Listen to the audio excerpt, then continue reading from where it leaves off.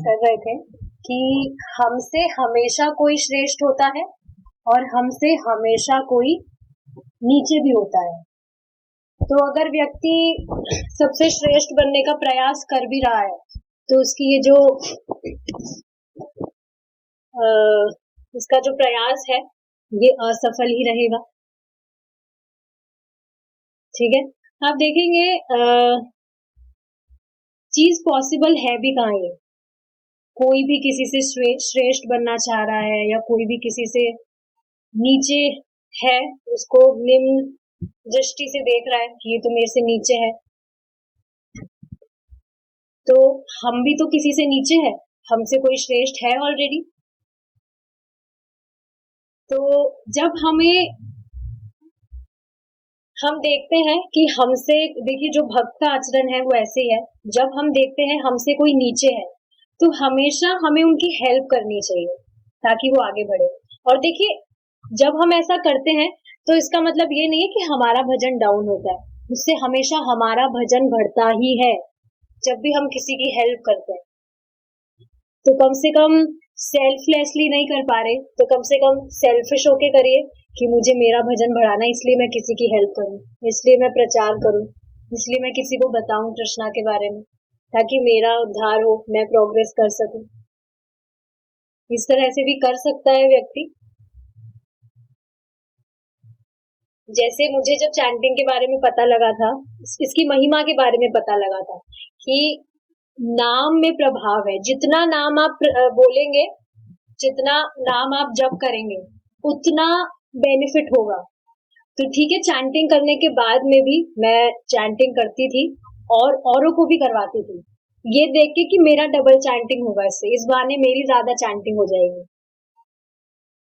तो शुरू शुरू में ऐसे भी अगर कर रहे हैं तो ठीक ही है, करना चाहिए। खुद का भजन बढ़ाने के लिए दूसरों की हेल्प करिए। ठीक है।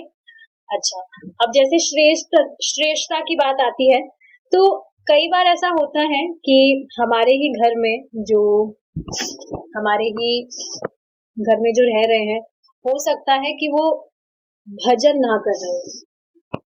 जैसे कोई डिवोटी माता जी है, डिवोटी हो गई वो, तो अब उनके पति अगर माला नहीं कर रहे हैं, भजन नहीं कर रहे, तो ऐसा नहीं है कि हमें उनसे मतलब कुछ गलत व्यवहार करना चाहिए। बस हर चीज में हमें पॉजिटिव देखना चाहिए। जैसे जो हस्बैंड है वो नहीं कर रहा है, माला नहीं कर रहा है, तो ये देखना चाहिए कि कम से कम वो नॉनवेज तो नहीं खा रहा है। काफी लोग हैं जो नॉनवेज भी खाते हैं, तो इस तरह से देख सकते हैं। मतलब पॉजिटिविटी देखनी चाहिए हर चीज में। और आप देखेंगे हमेशा श्रेष्ठ तो दिखेगा ही। अगर हम बच्चों की भी बात करते हैं तो हमारा जो बच्चा है उससे हमेशा कोई श्रेष्ठ बच्चा होगा ही, जो उससे इंटेलिजेंट होगा।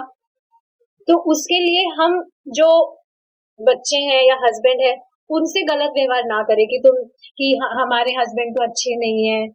ऐसी भावना आ जाती है, मुझे पता है कि ये तो माला भी नहीं कर रहे हैं और ना अच्छे से भक्ति कर रहे हैं, वो देखो उनके हस्बैंड कितने अच्छे हैं, कितने अच्छे डिवोटी है। ऐसे मन में नहीं लाना चाहिए। हाँ, उनकी आप सेवा करिए, उनको प्रसाद खिलाइए। सच में देखिए जो प्रसाद है, खाना है, सबको अच्छा खाना बहुत पसंद है, तो माता जी इसको एकदम टॉप शेफ होना चाहिए, खाना एकदम बहुत अच्छा बनाना आना चाहिए।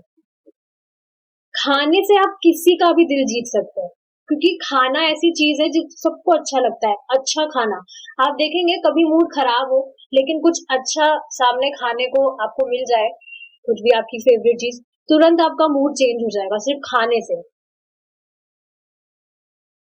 और प्रसाद जो है उसकी तो महिमा सबको पता ही है, कितना ज्यादा प्रबल है प्रसाद। तो प्रसाद खिलाते रहिए, आप माला नहीं कर रहे हैं, प्रसाद तो खाएंगे, प्रसाद खाने में तो मना नहीं करते। जबकि आप देखेंगे कि ठीक है घर वालों को तो प्रसाद खिला रहे हैं, औरों को भी प्रसाद खिलाना चाहिए।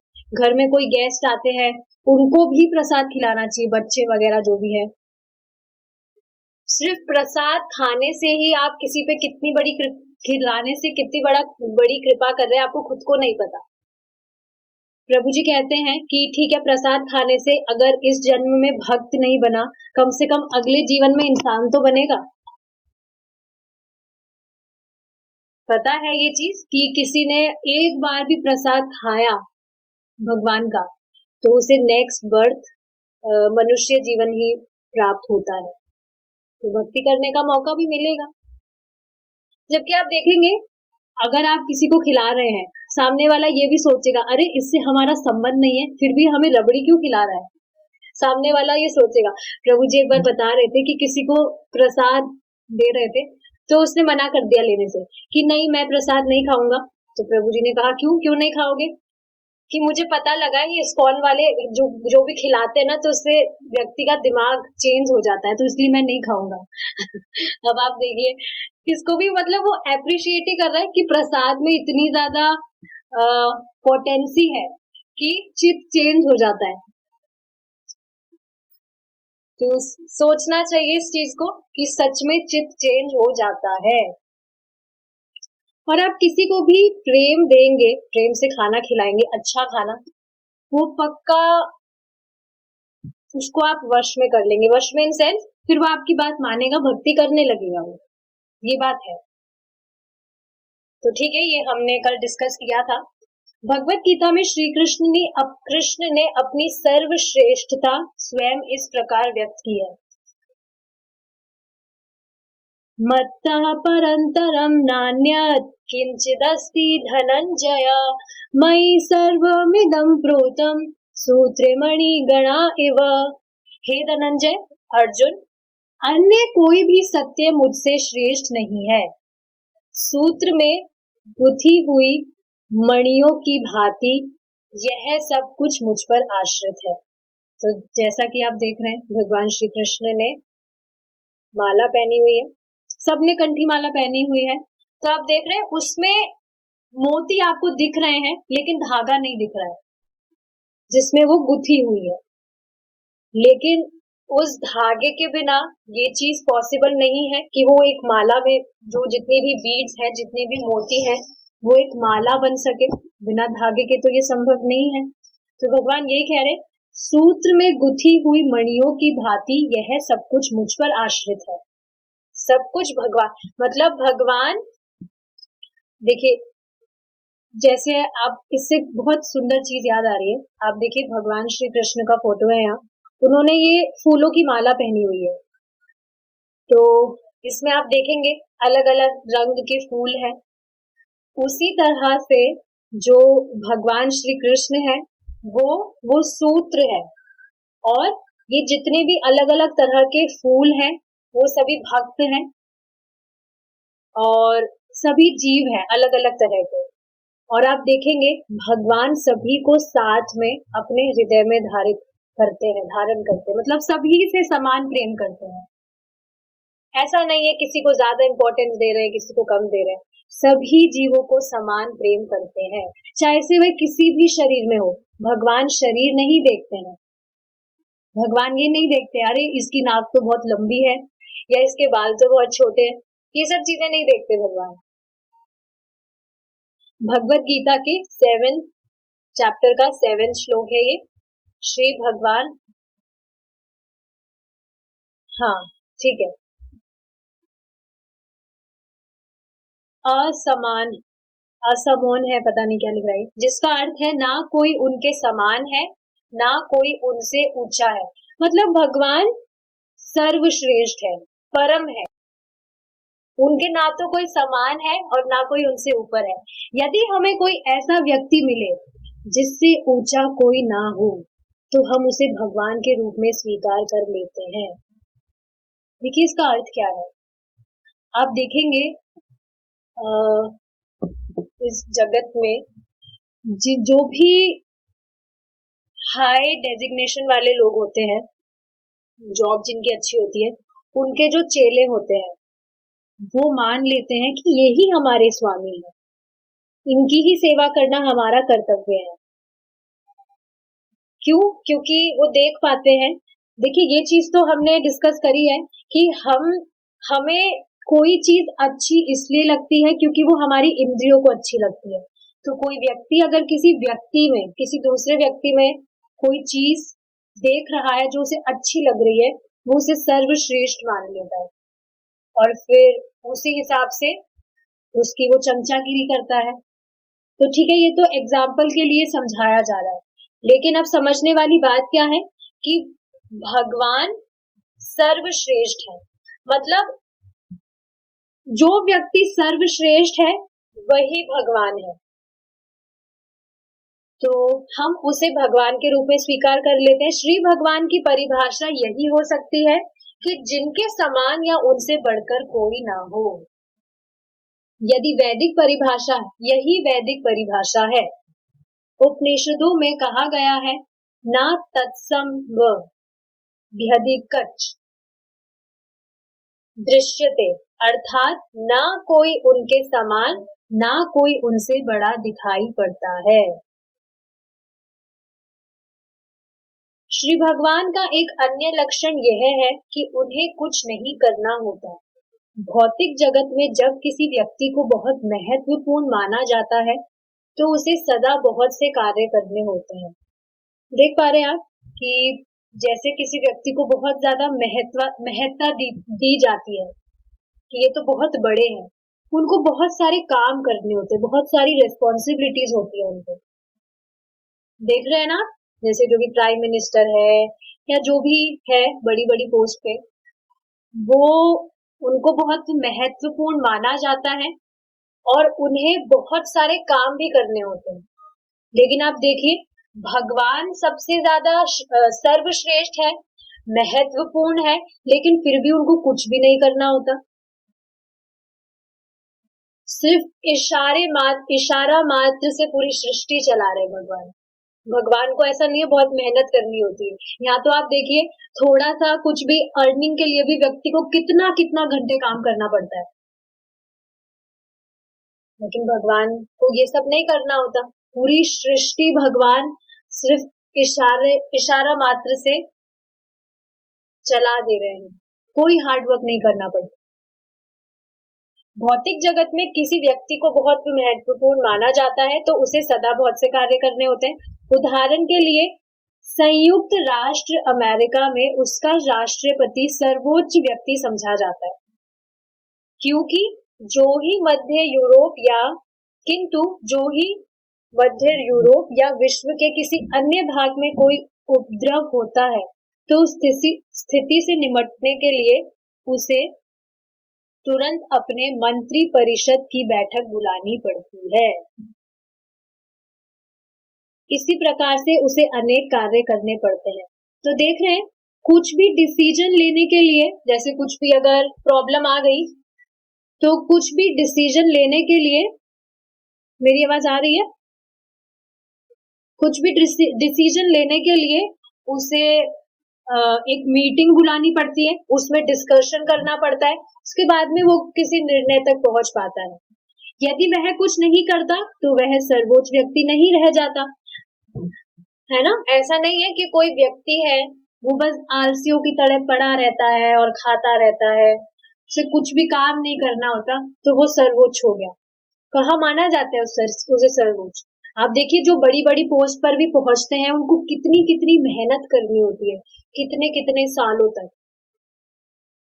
किसी को लॉयर बनने के लिए कितना कितना पढ़ना पड़ता है, कितने कितने सालों तक, तब जाके वो लॉयर बनता है।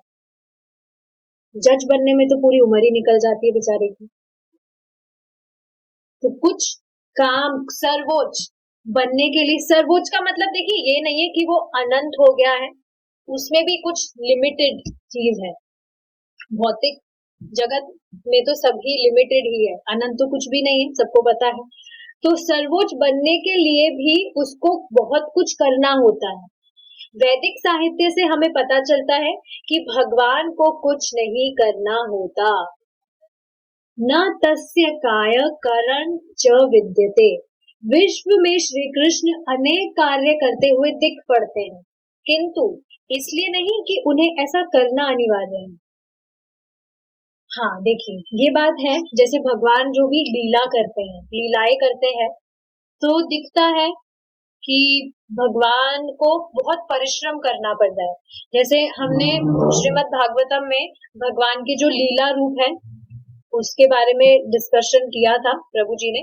तो उसमें देख रहे थे आप, जो वराह अवतार है वो ही मुझे याद आ रहा है, उसमें हिरण्याक्ष से जो भगवान है वो युद्ध करने के लिए ऐसे दिखा रहे थे जैसे उन्हें कितनी मेहनत करनी पड़ रही है, कितना जोर लगाना पड़ रहा है हिरण्याक्ष को पराजित करने के लिए। लेकिन वास्तव में ऐसा नहीं होता है, भगवान सिर्फ लीला करते हैं।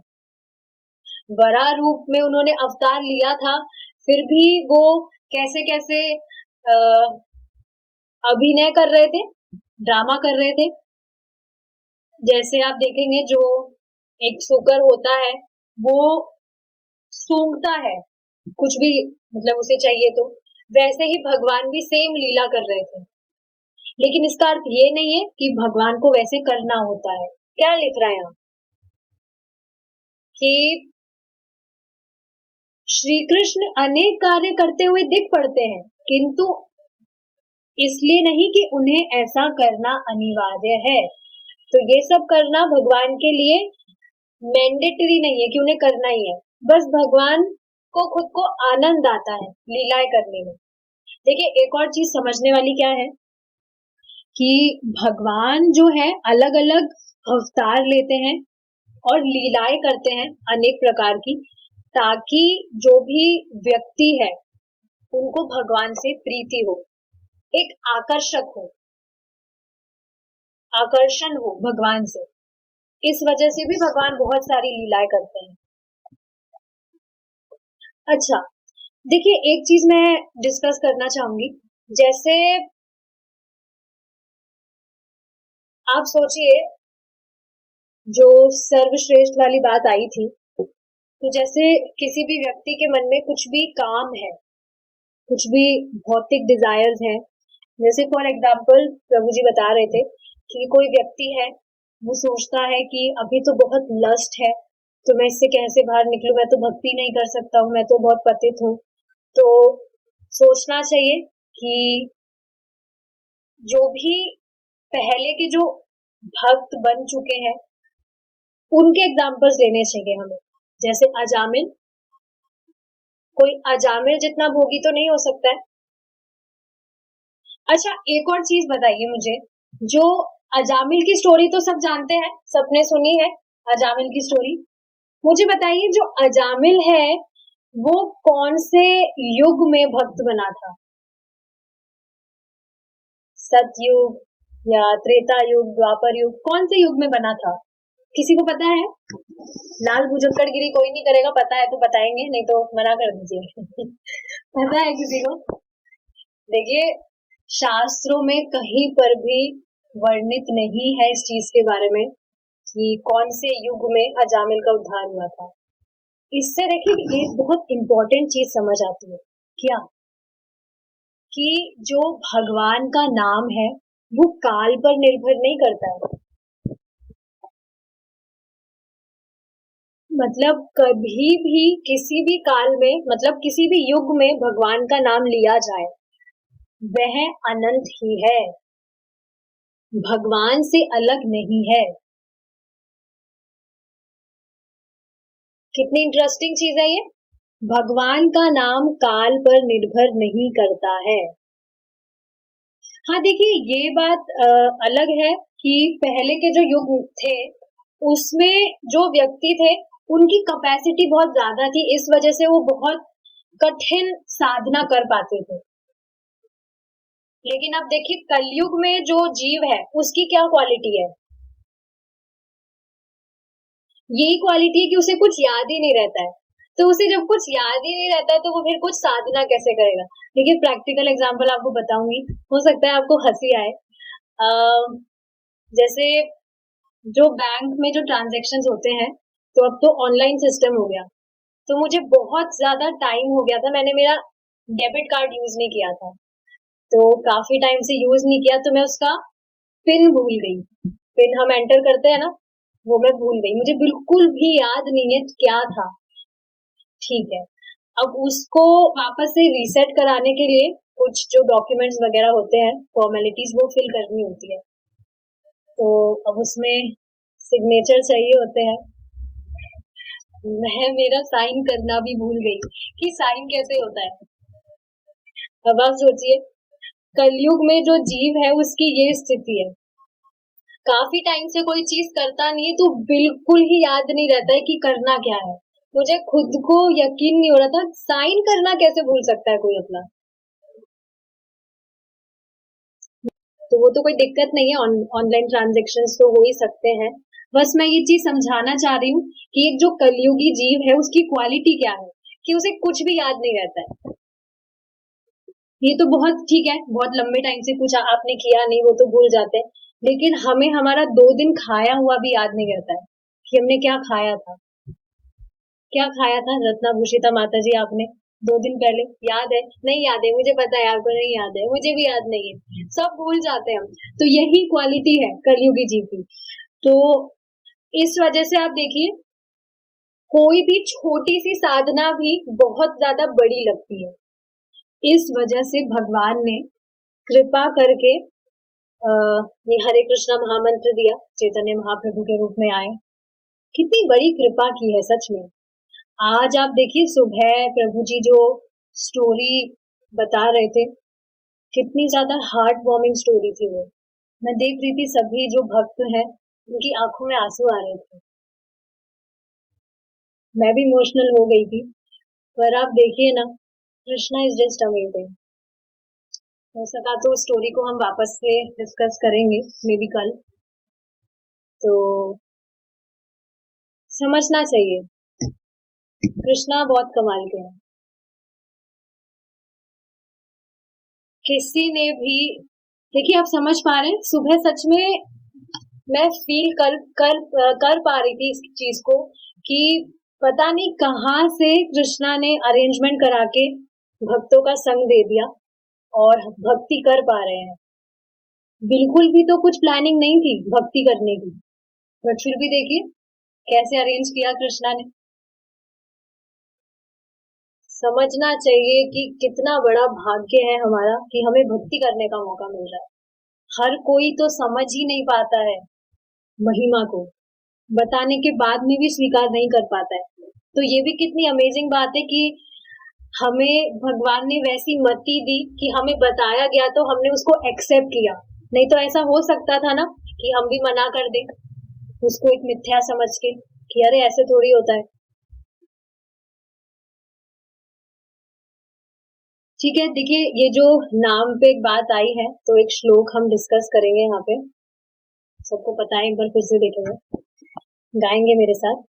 जयति जयति नामानंद रूपम मुरारे, विरमित निज धर्मा ध्यान पूजा दियत्नम, कथमपि सकृदातं मुक्तिदं प्राणिनां यत्, परममृतमेकं जीवनं भूषणं मे। इसको देखिए डिस्कस करेंगे हम, बहुत ही ज्यादा अमेजिंग श्लोक है ये, जो कलयुग जीव है उसके ऊपर ये है।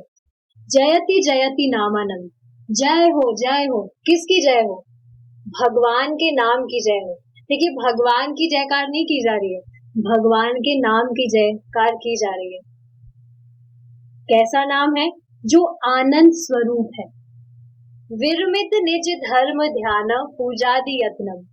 सबसे अमेजिंग चीज क्या है इसके पीछे, कि मतलब नाम को बोलने के पीछे, कि जो व्यक्ति है उसको कहा जाए कि बेटा ध्यान लगाओ, ध्यान लगा के बस नाम जप करो। ध्यान, अरे ध्यान व्यान हमसे नहीं होगा, ये बहुत ही ज्यादा टफ चीज है।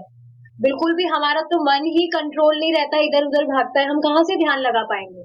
तो ठीक है, ध्यान नहीं होता है, कोई दिक्कत नहीं है, तो कुछ पूजा पाठ तो कर सकते हो।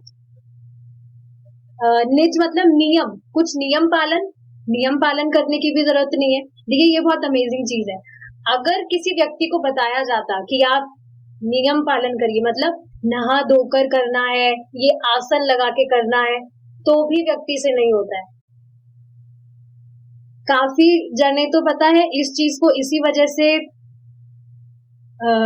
अस्वीकार कर देते कि नहा के करना पड़ेगा, नहाना वहाना तो हमसे नहीं हो पाएगा। प्रभु जी बता रहे थे कि कॉलेज में जब प्रीचिंग करने जाते हैं तो वहां पर ये चीज बताते हैं कि नहाने का कोई नियम नहीं है। तो सब कॉलेज स्टूडेंट्स बहुत खुश हो जाते हैं, अरे वहां नहाने का कोई नियम नहीं है, फिर तो कोई दिक्कत नहीं है, कर लेंगे हम। कुछ धर्म पालन करना पड़ेगा? नहीं, कुछ धर्म पालन करने की जरूरत नहीं है। और आप देखेंगे इससे एक और चीज क्या समझ आती है कि ये किसी पर्टिकुलर धर्म के लिए नहीं है। देखिए आज ही बहुत अमेजिंग चीज मेरे साथ हुई, मुझे खुद को विश्वास नहीं हुआ। एक व्यक्ति है, ही इज क्रिश्चियन, और मैंने उनको बताया तो उन्होंने इजीली एक्सेप्ट कर लिया। मुझे खुद को यकीन नहीं हुआ, पता है। हाँ, प्रीचिंग करने का तरीका थोड़ा अलग था। मेडिटेशन करते हैं आप, मंत्रा मेडिटेशन कीजिए, आपकी लाइफ चेंज हो जाएगी। करके तो देखिए आप, जो भी परेशानी आ रही है सब कुछ इजी हो जाएगा। कन्विंस हो गए वो तो। And he also convinced to read Srila Prabhupada books. Now let's see क्या होता है। तो देखिए धर्म में भी कोई ऐसी चीज नहीं है कि किसी पर्टिकुलर धर्म पर है, कुछ पूजा वगैरह करने की भी जरूरत नहीं है। देखिए ये चीज प्रभुपाद ने खुद ने कही है कि डीटी वर्शिप पे मतलब ज्यादा फोकस नहीं किया प्रभुपाद ने। आपको डीटी वर्शिप करने की जरूरत नहीं है। श्रवणम कीर्तनम, सच में सिर्फ इन दो चीजों को अपनी प्रायोरिटी बना लीजिए आप, और सिर्फ इसी से ही भगवान की प्राप्ति हो जाएगी। और कुछ भी त्याग करने की जरूरत नहीं है। जहां पर आप बैठे हैं आराम से वहीं से भक्ति करिए। कुछ आश्रम चेंज करने की जरूरत नहीं है, या किसी को छोड़कर जाने की जरूरत नहीं है। जहां है अपने घर से बैठे बैठे आराम से सब कुछ कर सकते हैं। और सबसे अमेजिंग चीज पता है क्या है, कि कोई भी बोलता है, क्या बोलता है, चाउमीन। चाउमीन अगर बोलता है तो बस एक बार चाउमीन बोलने से वो मुक्त हो जाता है ना। मैं देख रही थी सब सो रहे हैं या जग रहे हैं। एक बार कृष्णा बोलने से व्यक्ति मुक्त हो जाता है। देखिए चैतन्य महाप्रभु ने खुद ने ये चीज कही है कि किसी भी व्यक्ति ने सिर्फ एक बार कृष्ण बोला है और वैष्णव अपराध नहीं किया तो उसका उद्धार मैं स्वयं करूंगा। तो सोचिए आप, कितनी बड़ी कृपा है। ऑफेंसेस तो हमने ऑलरेडी डिस्कस किए हैं, और कोई भी ऑफेंसेस करता भी नहीं है, अनजाने में हो जाते थे, इस वजह से उनको जानना जरूरी है कि होते क्या है। तो आप देख रहे हैं, यदि कोई किसी भी तरह एक बार भी हरि नाम का उच्चारण करता है, अब किसी भी तरह से मतलब क्या है, देखिए हमारी 5 सेंसेस हैं, 5 इंद्रियां हैं, इनसे किसी भी तरह से हरे कृष्णा का संपर्क हो गया। आंखों से उसने देखा, सिर्फ बोल नहीं रहा है वो, उसने सिर्फ देखा, क्या लिख रहा है, हरे कृष्ण, बस हो गया वो मुक्त। मुंह से बोल रहा है, कान से उसने सुन लिया। प्रभु जी बता रहे थे कि कहीं बाली में गए थे तो वहां कीर्तन हो रहा था, तो वहां पार्क में कोई व्यक्ति सिगरेट पी रहा था, लेकिन वो देख रहा था और सुन रहा था कि हो क्या रहा है। अब देखिए मुक्ति तो यहाँ बोली गई है, लेकिन एक और बात समझने वाली क्या है कि वहीं से ही उसकी भक्ति का जो मार्ग है वो भी शुरू हो गया है। कैसे भी संपर्क हो जाना चाहिए बस इंद्रियों से। एक और क्या होता है, स्पर्श। कहीं पर हरे कृष्णा महामंत्र एनग्रेव्ड है, उसने बस उसे स्पर्श किया, छुआ, तब भी वह मुक्त हो गया। कितना ब्रिलियंट प्रोसेस है। कोई भी देखिए व्यक्ति सुनेगा, उसे विश्वास भी नहीं होगा इस चीज, ऐसा कैसे हो सकता है, तो कैसा है। यह भगवान का नाम मेरे लिए परम अमृत है और एकमात्र अमृत है। यही मेरा जीवन है और यही मेरा आभूषण है। अमेजिंग चीज है, समझना चाहिए इस चीज को। ठीक है, अब हम आगे हमें बढ़ना चाहिए या यहाँ रुकना चाहिए। चलिए अब हम यहाँ रुकेंगे, ज्यादा मैं लंबी क्लास करना नहीं चाहती क्योंकि फिर सब भागने लगता है। ठीक है, we'll stop here. Srila Prabhupada की जय, निताय गौर प्रेमानंदे, हरि बोल।